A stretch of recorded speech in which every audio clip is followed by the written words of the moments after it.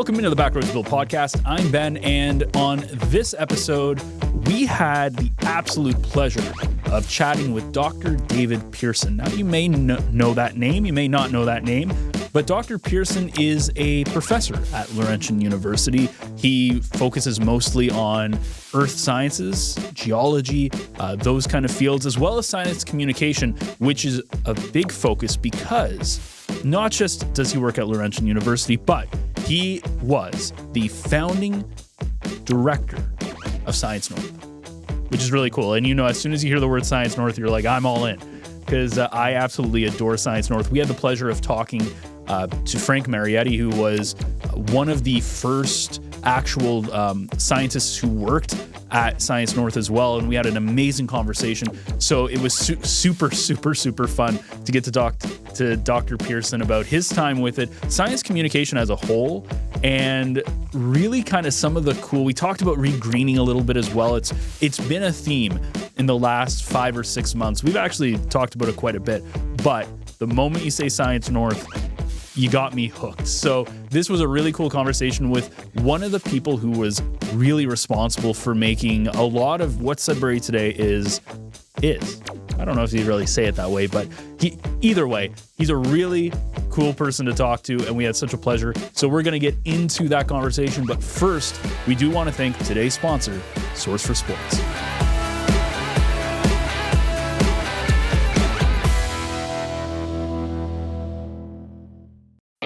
It's almost that time of year. Early mornings at the rink, fresh notebooks and backpacks, and a community gearing up for another great season of varsity sports. At Source for Sports North Bay, we're proud to be part of it all. Whether it's finding your kid's first pair of skates, gearing up for tryouts, or outfitting your team for the season ahead, we've got you covered. Because here, we're not just a sports store, we're neighbors, coaches, teammates, and fans. And we're proud to cheer you on every shift, step, and stride of the way. Visit Source for Sports North Bay at 1321 Fisher Street and let us help you along your way.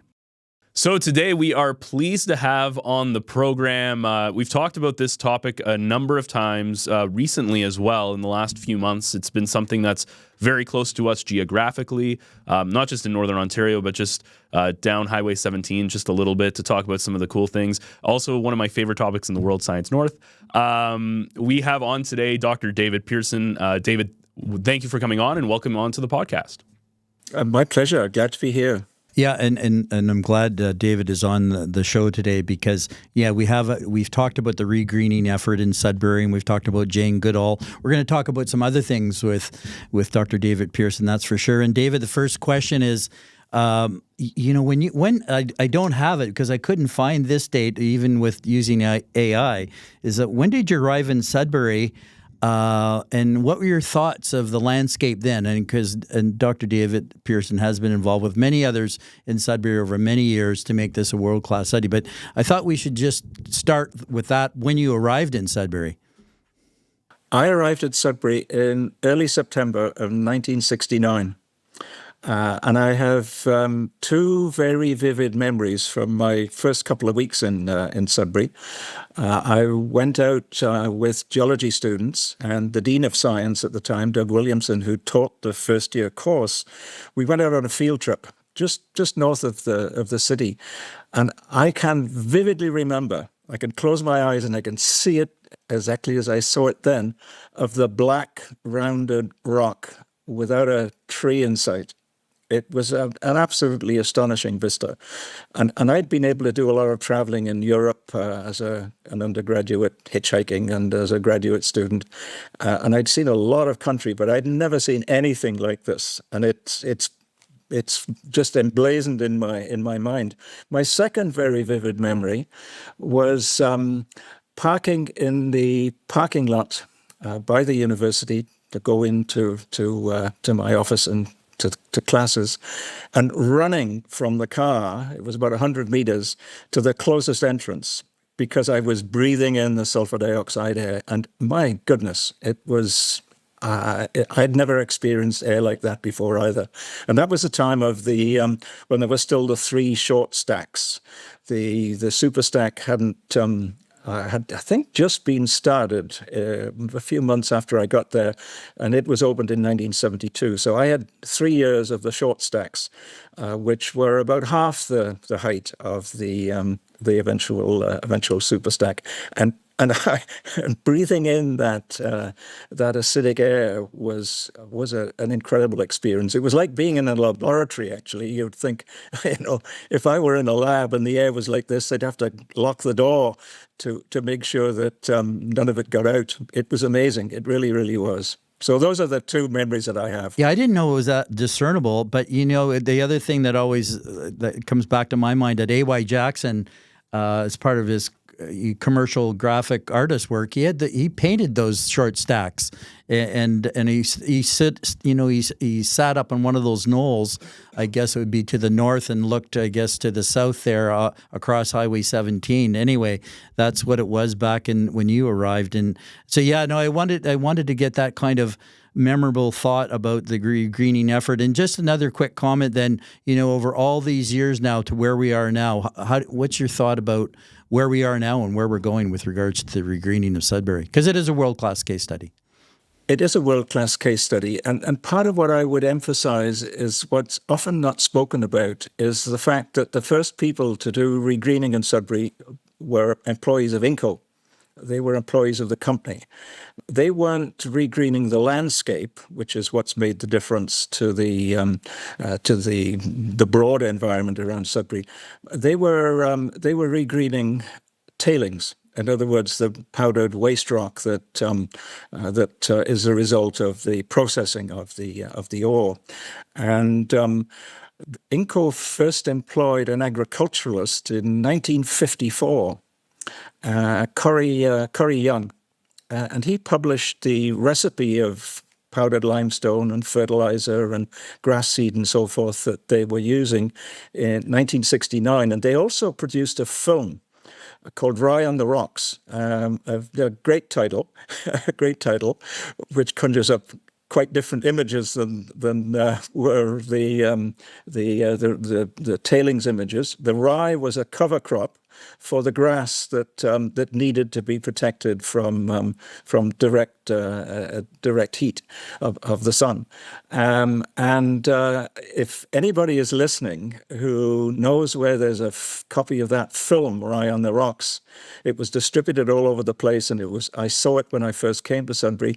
Please let me know, because all I've been able to find is a CD, which is a video of the Rye on the Rocks being projected onto a screen. So it's important to remember the collaboration that took place between the university scientists and the industrial, the Inco scientists that got regreening started in the early 1970s. And the other thing is to remember is, as I mentioned, the Superstack opened in 1972.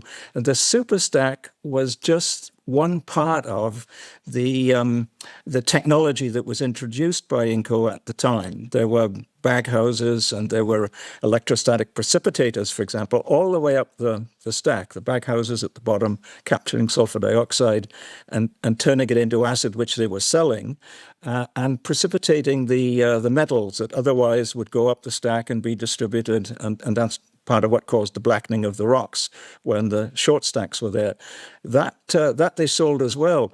And part of the consequence of that is that they reduced their emissions at the same time as they were increasing their profits.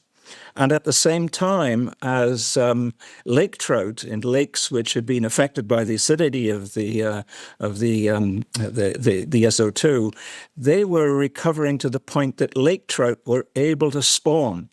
Lake trout hadn't been totally killed, but they hadn't been able to spawn. And John Gunn, who you've talked to, spent some time with a colleague, Bill Keller, surveying lakes, and they found one where there was, in fact, a relict population of very few, maybe half a dozen, old lake trout, decades old, 20, maybe 30 years old. And those lake trout had not been able to spawn. But once the emissions were reduced, they were able to spawn. And and John and Bill were able to go back to that lake, and find the population growing.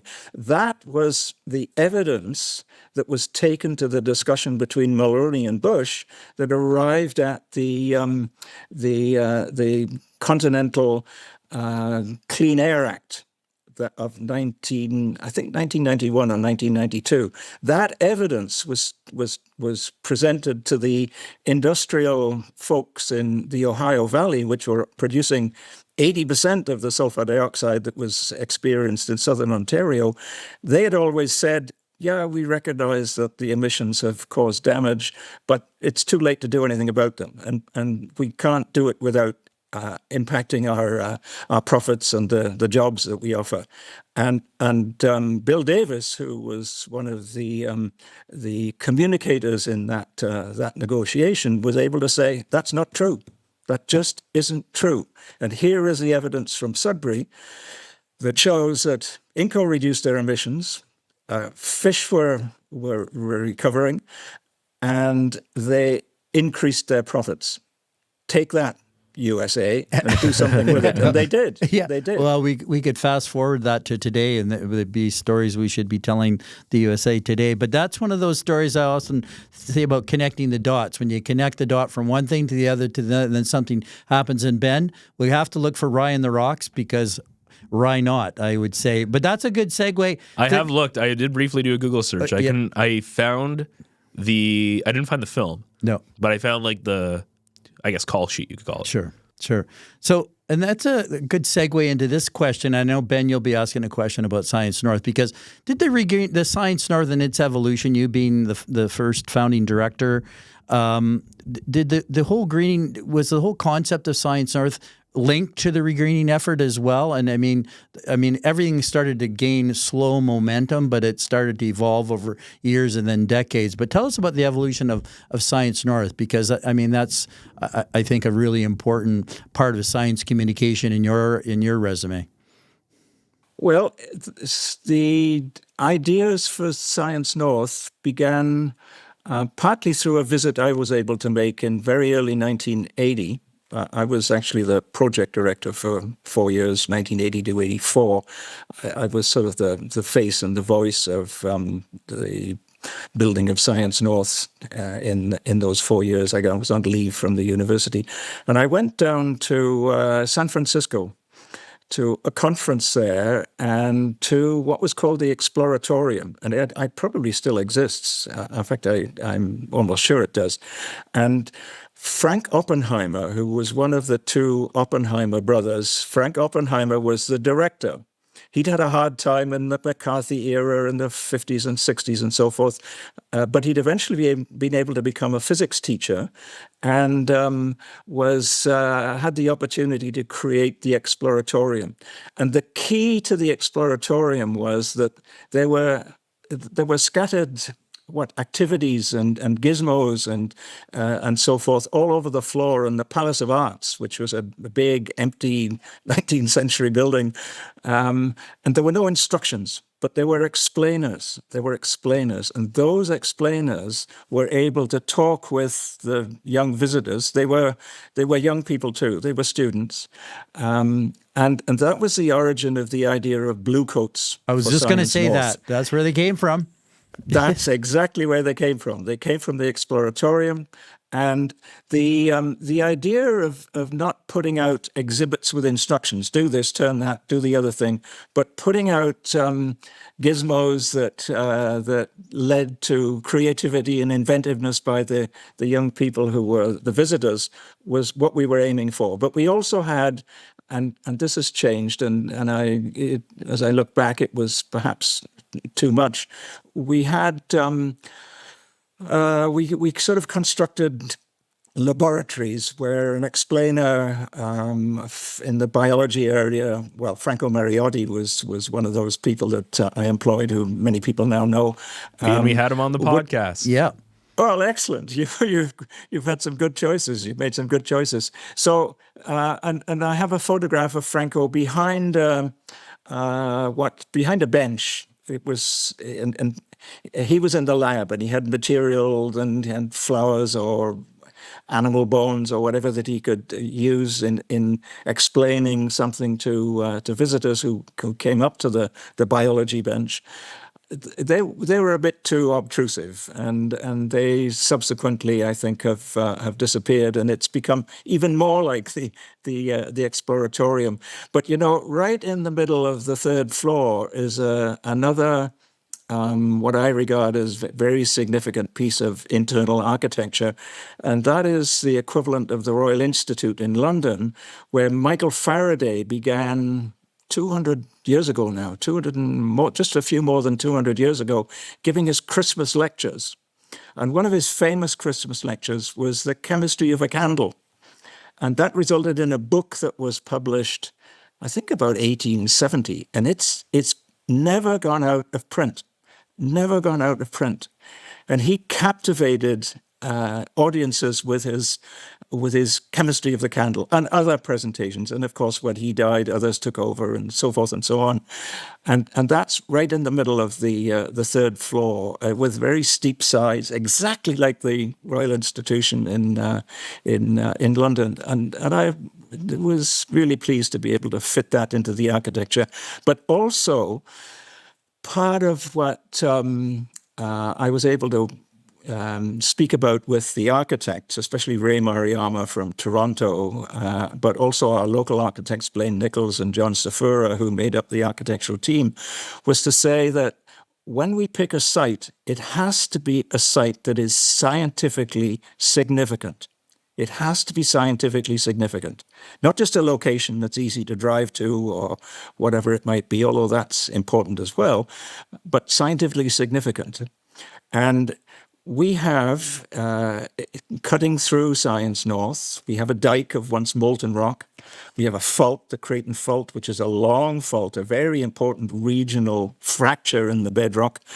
And we also have, and many people don't realize this, and I'm going to speak to the Sudbury naturalists and that series that Laura talked to in March about this, and that is we have in the bedrock of Science North some of what's called the Ramsey Lake conglomerate. And the Ramsey Lake conglomerate is made of fragments of rock embedded in sand and mud, but was the result of the melting of one of the first glaciations to affect the Earth 2.4 billion years ago. In other words, 600 million years before the big impact, which people have heard so much about.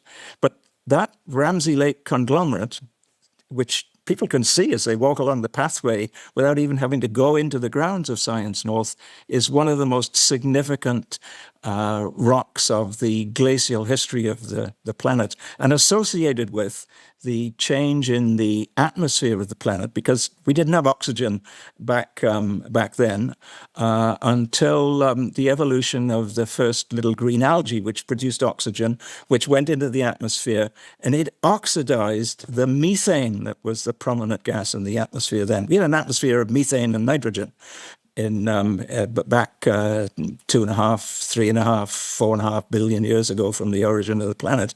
So the scientific interest, and we have a shadow cone too, as you might know, in the tunnel of Science North.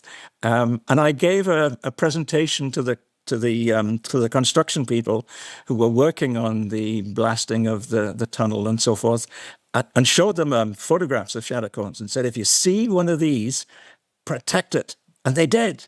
They found one and they covered it with a plywood sheet. So it's still there. It's the most visited shadow cone on the planet.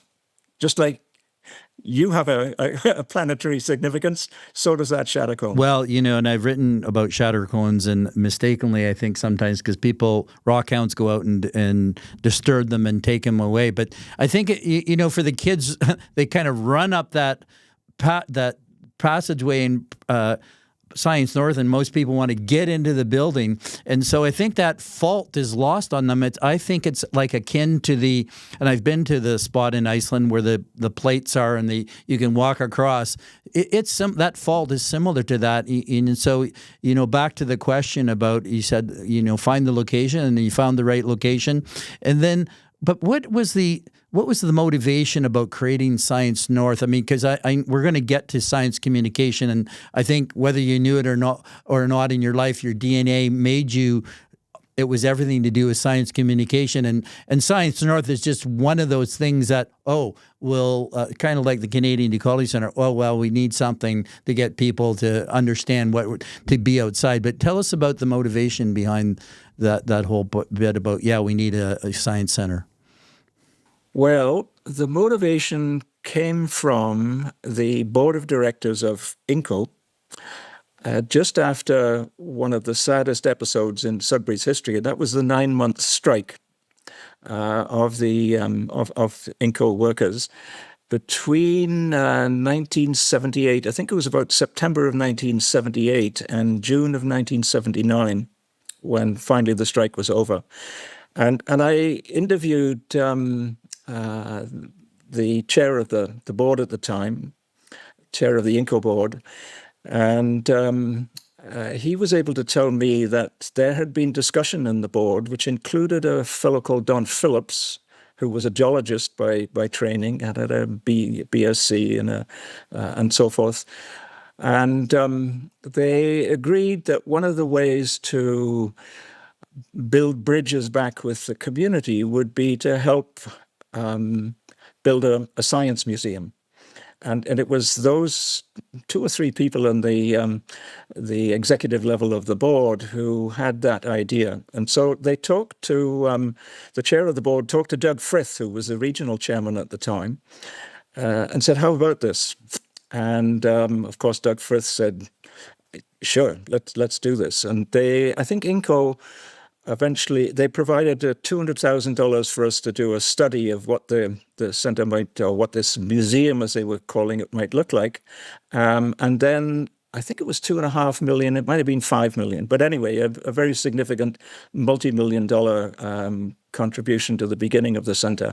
And what we decided during that, spending that $200,000, was that we would not be a museum, but we would follow the lead of the Ontario Science Centre, but we would be different. We would be an exploratorium-style centre with explainers and not instructions to what you should do here and what you should do there. And furthermore, we would pick a site that had scientific interest. And part of what I did was to take the architects to a rock knob that looks north, from which you can look north. And actually, the stage that we stood on is still there, although it's inaccessible. It's fenced off because the mining property boundary has changed. And we looked north across the Sudbury Basin. We could see the hills on the other side. It was still a bit of a grey day, and it was windy. And I still remember Ray Mariyama's raincoat fluttering in the breeze. And that experience led to the cavern at Science North. The cavern is a metaphor for the basin, for the Sudbury Basin. So that led to the architecture, and of course the snowflake surface led the snowflake shape of the top of the construction came from the snowflakes that are so typical of the north. We were not at that time deeply into consideration of the regreening, but we were, I think, the first science museum or center, whatever you like to call it, in North America who put a special emphasis on climate change. Remember, this is 1984, that we were 80s to early 80s that we were building this. And we built what we called a climate change object theater, where Sheepy was the messenger, a sheep with Wellington boots on.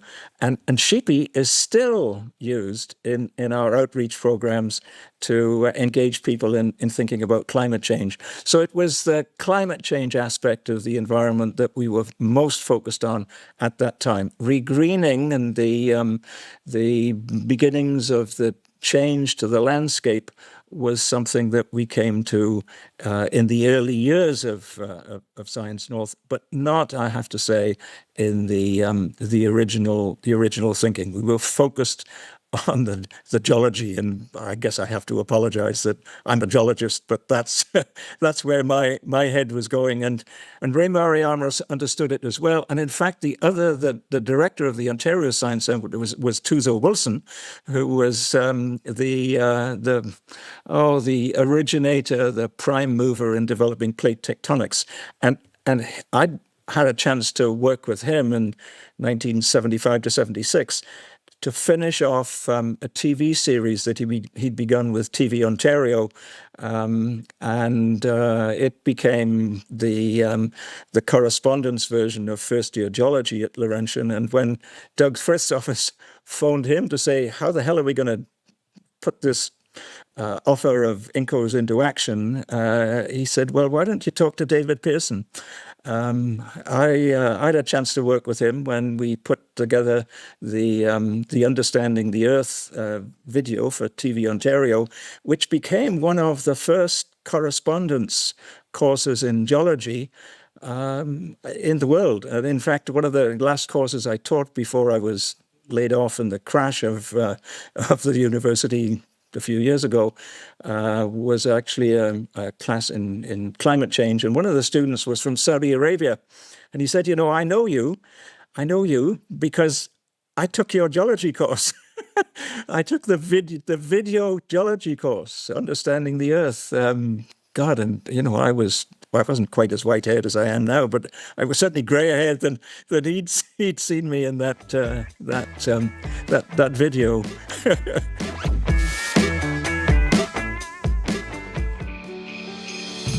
We often talk about the rhythm of life in North Bay.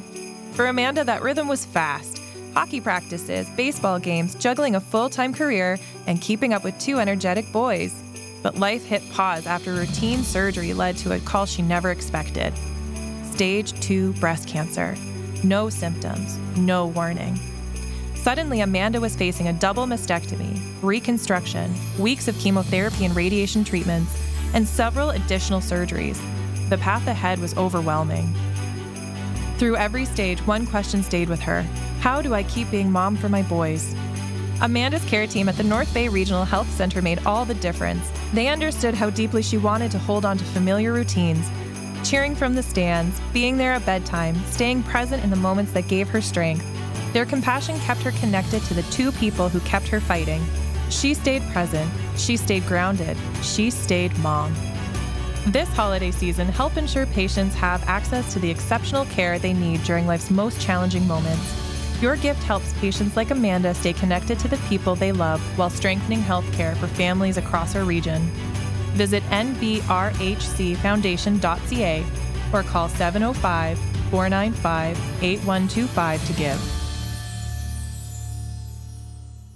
Ben, I know Science North, you're itching to ask this question because Science North is one of your favorite places, and it evolves from you going there as a younger student and the like, and so off to you. Yeah, obviously you don't know this, David, but yeah, Science North was, we always went there on March breaks, so it was always a special time. I have a lot of memories of that place as well, but one of the things I wanted to ask you was, what was something that Science North does that isn't traditionally in the school curriculum? So maybe, I know that it's more tactile, it's a different type of education, but is there something that Science North did or it does that you would like to see make its way into the school curriculum that could be taught in classrooms?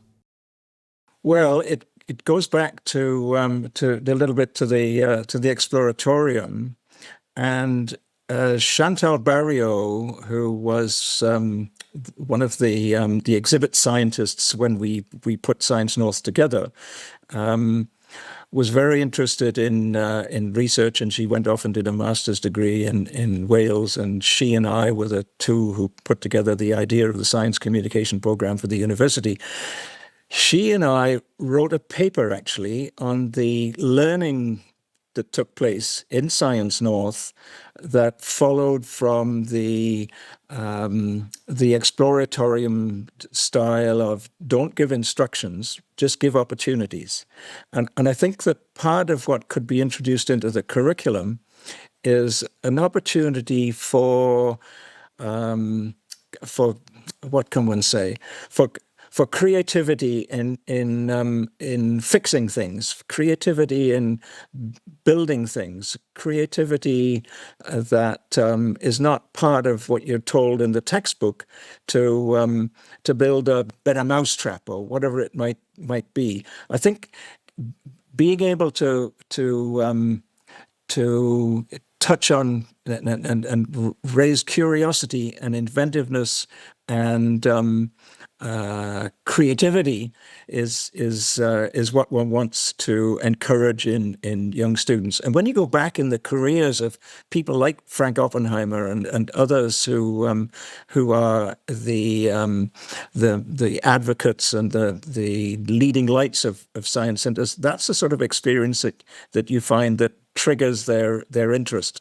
Not having to learn from textbooks and just learn from what the teacher's telling you, but having an opportunity to create something for yourself, to find your own way to do things. And that's one of the characteristics still of Science North. And believe it or not, Chantal and I wrote that paper and published it in 2010. And still every week we get a notification that somebody has read it somewhere. It's become a very useful statement of what we were thinking about in the early years of Science North. That does make the experience there different from the classrooms of Canada. Yeah, it's funny you say that because I'm a big advocate. I'm not a teacher, but I always found for a lot of kids, if you can show them, like if you can demonstrate something like chemistry or physics, if you can make a fun demonstration that shows off what you're talking about, it makes it so much more fun. And I think especially kids or young adults, I think they get it a little bit more versus trying to go through and some of the theory. Like, yes, the theory is important, but I think to kind of grab their attention is kind of big. And now I'm kind of curious, going down that thread from a geology standpoint. What was your teaching method? Did you ever do any fun? I don't know how fun rocks can be. I'm sure they're very fun. But rocks are fun, Ben. Did you ever do any fun things in the geology field with your students when you were at Laurentian? Well, as I mentioned earlier, I eventually, quite quickly actually, took over teaching of first year geology and the laboratories. We had labs in which students looked at minerals and rocks, and they learned to identify them and so forth. And I did that with a fellow who had been a prospector, Dan McKechnie, who was in his 60s at the time. And part of what we did then was we gave out a surprise mineral to the lab had benches. They had about 8 benches, and students worked at those benches. So we'd pick out every now and again. We'd pick out a mystery rock or a mystery mineral to give to each of those benches and see if they could figure out what it was. So that was certainly something that we did in order to arouse their curiosity and give them a chance to talk amongst themselves about, well, this looks a bit like fluorite, but it's harder than fluorite. So what could it, or softer than fluorite? So what could it be? We did that kind of thing. It's not super creative or adventurous, but field trips were so important. You know, the equivalent of a laboratory for a geology course is field trips, going out to look at rocks and talk about how they'd crystallized and why this one was darker than that one because the heavier and earlier crystals had sunk to the lower part of an intrusion of molten material and all of those sorts of things. We chatted about those and showed students what they could see if they took their classroom learning and put it into practice as they looked at rocks. That's one of those hallelujah moments for me, because field trips and school trips have been the most important part of my life. And you know, when they come back and visit you, they always say, they don't even say hello. I remember when they took me to wherever. and that's... It's true. Well, that's what the evolution of the Canadian Culture Center. Now, whether you knew it or not, like science communication, I've got a bunch of little questions here, and they're all dot questions. When you realized how important science communication was to science, that's one question. Second thing, Ben, this question I've been wanting to ask. for a long, long time. We're, in fact, probably getting close, to 150 podcasts. Of all the guests, this question, because one of my favorite programs, it ran for a while, is Down to Earth. It was kind of like The Nature of Things, but had a Northern Ontario slant to it, and then it disappeared off the CTV network, and then again the science communication in David's life was percolating all the time. We've talked about Science North, and then about before 2005, when it was the science communication diploma, and then of course the master's program started in 2017.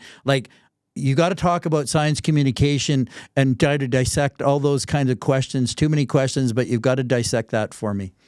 Well, let me tell you one funny story about Down to Earth. You mentioned Down to Earth there. MCTV in about 1991, perhaps, was looking at how to beef up its audience, as I guess TV stations often have to do. And they decided that there would be two programs that they would put on Friday evening and Saturday evening. One was going to be a country music show, and the other was going to be something to do with science that would be getting out and talking to people about the environment. And they thought the country music show would knock the socks off the audience for the environment show, but they found it was exactly the opposite. They got more people on Saturday entertainment night watching the environment show than watched the country music show. Yeah, I'm putting my hand up. I'm one of those people. Well, I'm delighted that you did that. So that came out of the fact that I was, I suppose, the voice for the importance of Science North with all sorts of audiences. I remember an audience of politicians down in Toronto in a hotel there. It was a morning breakfast sort of get together, all sorts of politicians and bureaucrats and whatnot before going to the office over breakfast. And I played Bob Dylan's Times They Are A-Changin'. That was the beginning of my presentation. And I can still remember them looking at each other. What does he mean by that? Times are a-changing. Well, I was saying, science is making a difference to how we understand and how we can deal with illnesses, for example. I talked about vaccines, the importance of vaccines. I talked about the importance of curiosity, and curiosity would lead to the growth of vibrant science in our universities and so forth. So I was asked by the CBC to come in and do a morning program. I think it was Monday morning. In fact, I'm sure it was Monday mornings because I did my homework for them on Sunday evening in the university library. We didn't have the internet at the time, This was 1987, I think I started those. And we did those for 14 years of Monday mornings. And I became so good at going into the university library and saying, now then, I got to find something different for tomorrow. And I became very, very good at popping around from journal to journal and so forth, looking for an interesting topic. And that went on for years and years. And I can't imagine. We had two children and three boys in that time too, and I was always up in the night changing the diapers and so forth. So I had duties at home, but managed because I was intensely curious, and I came with the idea of the Open University. The Open University was very prominent in England in the 1960s, and I got some money to actually buy the films that they were, black and white films of the Open University's geology course. And I looked at one of them and I said to myself in 1969, 70, this isn't going to sell in Canada. We've got to do this differently. So that was what led me to talk to TV Ontario, to meet Tusa Wilson, to finish off that series, to be recommended to be the voice and So that's the genesis of, in essence, of science communication. A couple things come to mind. You know about your Bob Dylan song. I often quote the Three Dog Night song "Out in the Country" when the breathing air is gone and the like. And I also wanted to mention, of course, you're going to talk about the Masters in Science Communication, because Anthony Morgan, one of the co-hosts of The Nature of Things, is replacing Dr. David Suzuki, is one of the co-hosts and a graduate of the program. But again, all these things that are happening in your life, and one thing leads to another. Again, it's back to the dots. But how did that program start? Well, that program started because of the research interest that I mentioned of Chantal Barriot, who was working for Science North at the time. And Science North had, I think every year, but certainly in the late 1980s and early 1990s, had a program where they funded one of their employees to take a degree program if they wished. And Chantal was able to go to Wales to take a master's in science communication in Wales. And so her research interest and the learning that she got out of that, which complemented very much what we gathered from going to places like the Exploratorium, led me, I guess, from looking at it from the university point of view, to say there's an opportunity here for us to develop a program which uses is is not quite the right word, to partner with, if you like, a laboratory, which can be Science North, and the theory will be at the university. And that combination was, well, it's so far it's been unique in Canada. There is no other program that works that way. There are science communication certificates and diplomas and whatnot scattered around the country now. But her interest in research and the possibility of having Science North as a lab for a research for a program at the university was the opportunity that we saw. Now it was difficult times at the university. It took a couple of years of visits to the executives of the university to persuade them that this made sense. And one of the reasons that it made sense was that we didn't need to establish an undergraduate program. The undergraduate programs for the science communication graduate program would be the biology courses and the geology courses and the physics and maths and whatnot courses. We didn't need to establish an undergraduate program. We could go straight for graduate.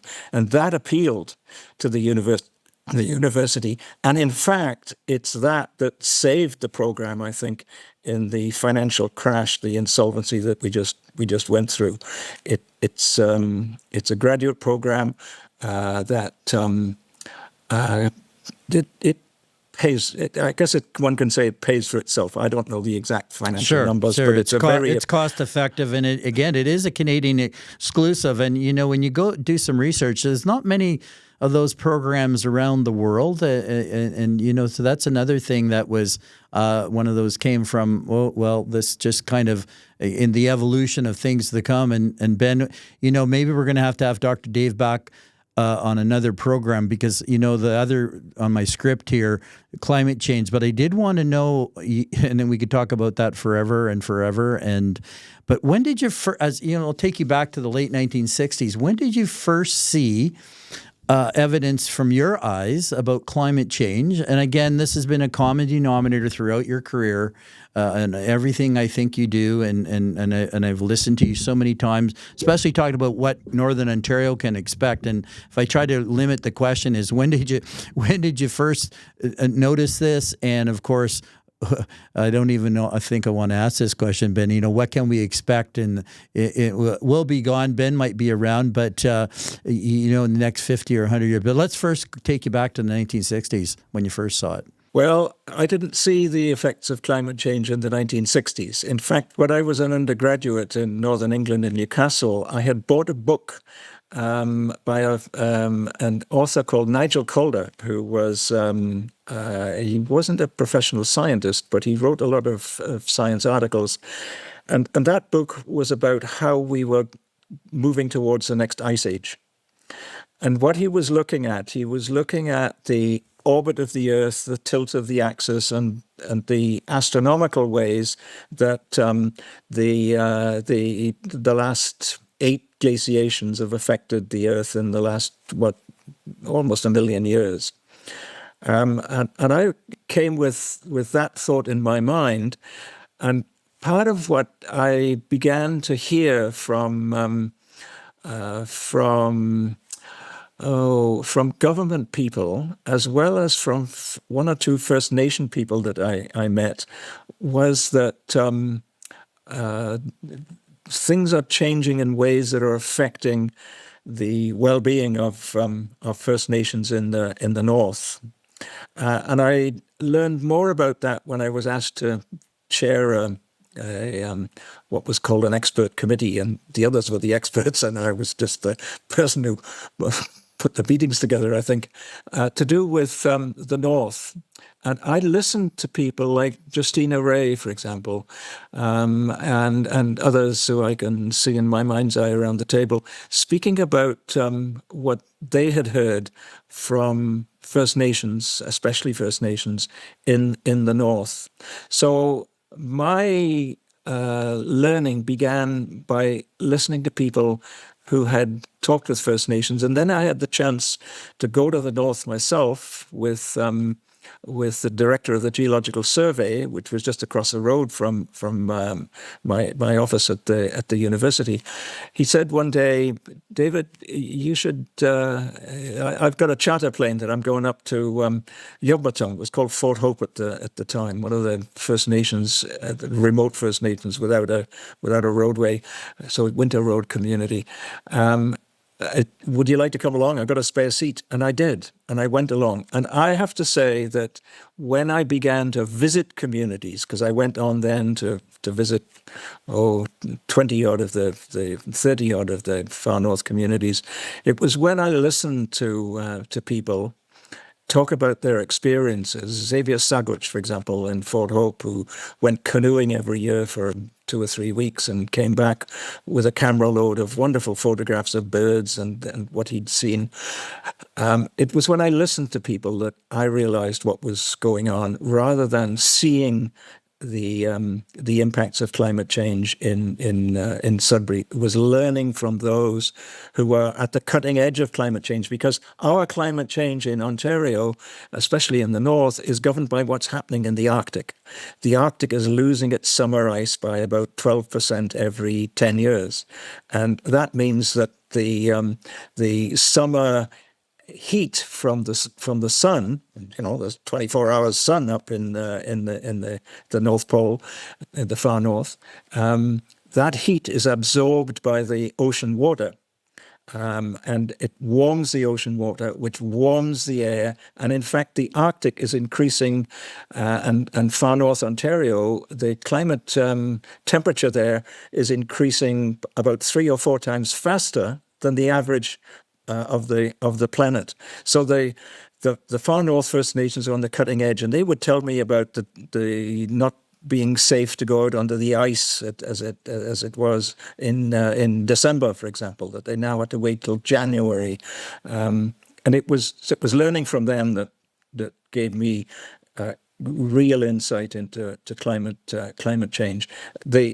The sort of understanding of climate change that we brought into the development of the Climate Change Object Theatre at Science North that I spoke about, that was from reading science papers. It was not from experiences, listening or seeing, that we brought into that programming. So I've learned 90% of what I know about climate change from experiences talking to First Nations in the north, and following that up with reading papers and so forth. But they were my teachers. We're going to have you back to the Backroads Bill podcast, because I was just thinking, I saw the melting of the glaciers in Greenland, and it's and the recession, so to speak, but they're just melting.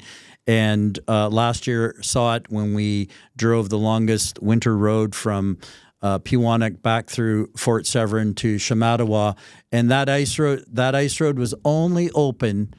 The elders, anyone in those northern communities, Fort Severn being the most northern settlement in Ontario, they would tell you that was the shortest time period that road had ever been open. But we're going to have you back, Ben. This has been intriguing, and I really like your Argyle sweater, by the way, and it's been a pleasure to have you on. Yes, thank you for doing that. I noticed it right away, and I had a whole drawer full of them, Ben. But anyway, thanks for being on the Backroads Bill podcast. My pleasure, absolute pleasure. And I can tell you that road that you drove on has now been relayed. It's had to go they've taken a different route. They put it along a beach ridge because of climate change and the melting of the permafrost. All the things that are yet to come.